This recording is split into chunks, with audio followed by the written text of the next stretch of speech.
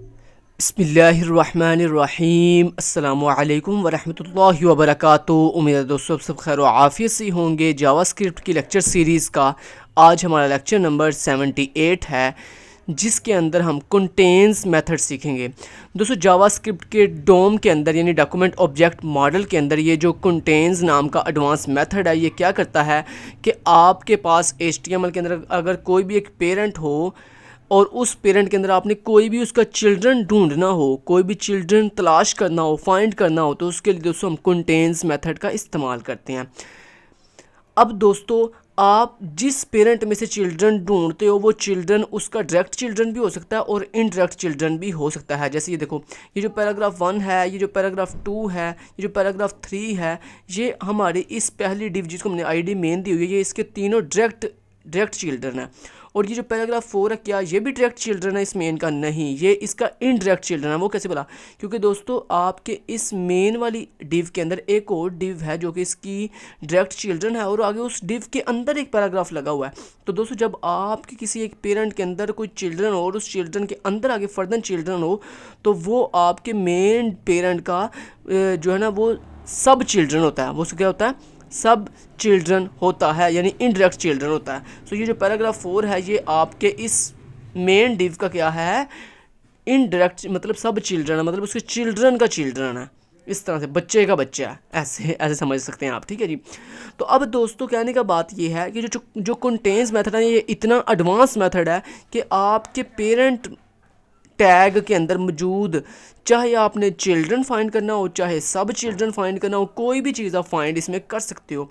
तो चलें, सबसे पहले दोस्तों एक बात याद रखिएगा कि आपने सबसे पहले जिस पेरेंट का चिल्ड्रन फाइंड करना है, सबसे पहले आपने उस पेरेंट को टारगेट करना है। तो सबसे पहले मेरा मेन पेरेंट कौन है?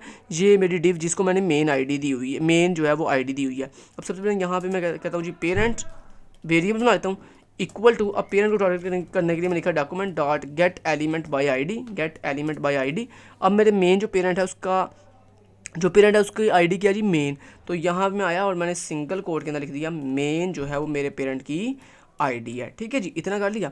अब दोस्तों नेक्स्ट दोस्तों आपने उस चिल्ड्रन को टारगेट करना है जिस मतलब वो चिल्ड्रन डायरेक्ट भी हो सकता है और इनडायरेक्ट। ये तो मैंने आपको बता दिया ना कि जो कंटेन मेथड है वो आपके डायरेक्ट चिल्ड्रन को भी फाइंड करके दे देता है, और अगर आप इनडायरेक्ट चिल्ड्रन की बात करो तो उसको भी फाइंड करके दे देता है। मतलब वो हर चीज़ पेरेंट टैग में मौजूद तमाम के तमाम हर टाइप के चिल्ड्रन को फाइंड करके आपको दे देगा, लेकिन शर्त यह है कि वो एग्जिस्ट करता हो वो वाला चिल्ड्रन। ठीक है जी। तो चलें, अब दोस्तों पेरेंट को तो आपने टारगेट कर दिया। अब आपने टारगेट करना है अपने उस चिल्ड्रन को जिसको आपने फाइंड करना है। तो मान लो मैं चाहता हूँ यहाँ पे मुझे एक ऐसा चिल्ड्रन ढूंढना है जिसको आईडी जो है वो मिली हो XYZ के नाम से। क्या आईडी मिली हो? XYZ के नाम से।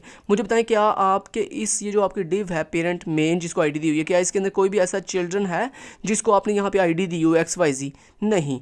तो दोस्तों मान लो मैंने यहाँ पे आकर लिखा, मैंने कहा लेट, और मैंने कहा टारगेट के अंदर, मैंने कहा अब टारगेट के अंदर आपको ना मैंने ये जो वेरिएबल बना ना, ये मेरी मर्ज़ी के वेरिएबल है। आप यहाँ पे कोई भी वेरिएबल अपनी मर्ज़ी का बना सकते हैं। अब दोस्तों आपको मैंने जैसे कि बताया कि अब आपने उस अपने चिल्ड्रन को टारगेट करना है जो आपने ढूंढना है। तो मैंने यहाँ पे कहा document dot gate element by ID, और उसके अंदर मैंने कहा मेरी आईडी का नाम क्या है? XYZ। मतलब मैंने कहा कि मुझे जो चिल्ड्रन ढूंढना है ना, जो चिल्ड्रन ढूंढना है उस चिल्ड्रन के ऊपर मैंने एक आईडी लगाई हुई है। क्योंकि सारी बात है, आपने जो भी चिल्ड्रन ढूंढना है उसको आप डायरेक्ट तो ढूंढ नहीं सकते।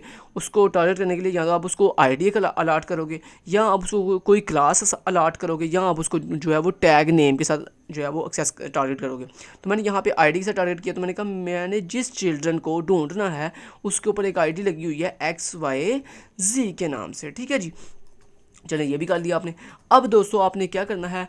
अब आपने वो कंटेन मेथड यूज़ करना है, लेकिन वो दोस्तों जो कंटेन मेथड होता है ना वो आपको रिटर्न करता है आंसर ट्रू या फॉल्स। मतलब अगर उससे जो चीज़ आप ढूंढ रहे हो, मतलब जो जिस चीज़ को आपने टारगेट किया पेरेंट के अंदर, अगर वो उस कंटेन मेथड को मिल जाए तो ये आपको ट्रू रिटर्न करता है, अगर ना मिले तो आपको फॉल्स रिटर्न करता है। अब वो जो कंटेन मेथड हमें आंसर रिटर्न करेगा उसको मैंने यहाँ पे एक वेरिएबल में स्टोर कर लिया जिसका नाम मैं रख लेता हूँ आंसर।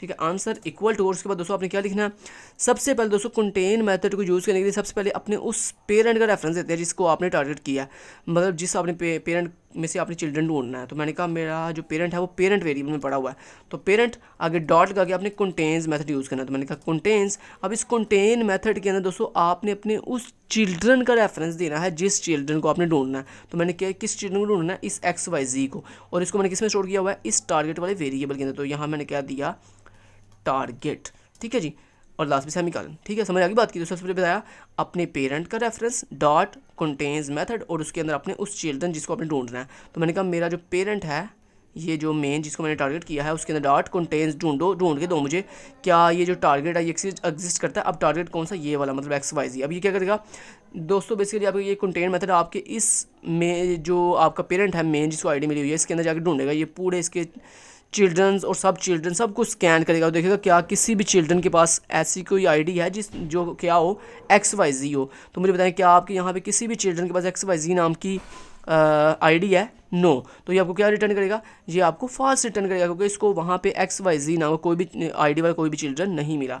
तो आपके इस आंसर वाले वेरिएबल में क्या स्टोर हो जाएगा कि फॉल्स। तो अब उसको स्क्रीन पर डिस्प्ले करने के लिए मैंने यहाँ पर लिख दिया डॉक्यूमेंट डॉट राइट। आप इसको आंसर को जो है वो कंसोल पे भी डिस्प्ले करके देख सकते हो, और जो है सिंपली डॉक्यूमेंट डॉट राइट के ऊपर भी। तो यहाँ मैं इसको डॉक्यूमेंट डॉट राइट पे डिस्प्ले करके देख लेता हूँ। तो उसके मैंने कहा डॉक्यूमेंट डॉट राइट, और यहाँ मैंने कह दिया जो मेरा आंसर वेरिएबल के अंदर आंसर आया ना उसको डिस्प्ले कर दो।